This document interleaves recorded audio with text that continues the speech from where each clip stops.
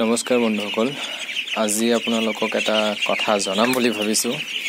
বহুতে হয়তো জানে আৰু কিছুমানে হয়তো নাজানে।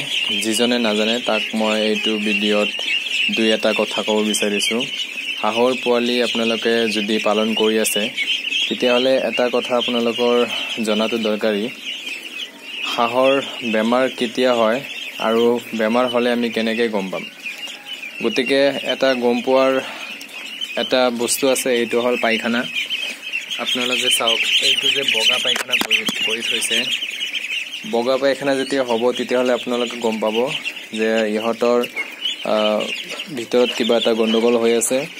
আৰু ইহঁতক মানে আপোনালোকে অতি সোনকালে এইটো চাওক, বগাকৈ পায়খানা কৰিছে। আৰু কেতিয়াবা মানে পায়খানা কৰিলে আধা চূণৰ কালাৰ আহে আৰু আধা মানে বেলেগ কালাৰ আহে। তো গতিকে বগা কালাৰ যেতিয়া আধা পায়খানাত আধা বগা হ'ব, চূণৰ দৰে কালাৰটো হ'ব, তেতিয়া আপোনালোকে গম পাব যে হাঁহৰ কিবা এটা প্ৰব্লেম হৈছে। আৰু তেতিয়াই আপোনালোকে এণ্টিবায়'টিক খোৱা ষ্টাৰ্ট কৰি দিব লাগে। লেক্সিন পাউডাৰ আছে, চেট্ৰিক, এইবিলাক পাউডাৰ আপোনালোকে আনি ইহঁতক এণ্টিবায়'টিক হিচাপে 3 দিন নহ'লে 2 দিন খুৱাই দিব লাগিব।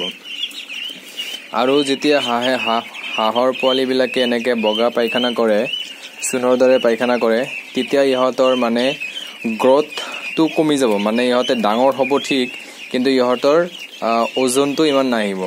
মানে দেখাত ডাঙৰ কিন্তু ওজনত বহুত কম থাকিব। সেইকাৰণে আপোনালোকে যদি পাৰে অতি সোনকালে আপোনালোকে এণ্টিবায়'টিকটো সময়মতে 2 দিন 3 দিন 4 দিন যেইকেইদিন পাৰে ঠিক হোৱালৈকে আপোনালোকে ধুনীয়াকৈ দিব লাগে। গতিকে এইখন ভিডিঅ'ত মই এইটো কোৱাৰ কাৰণে আপোনালোকৰ হাতলৈ আগবঢ়াইছোঁ। ধন্যবাদ।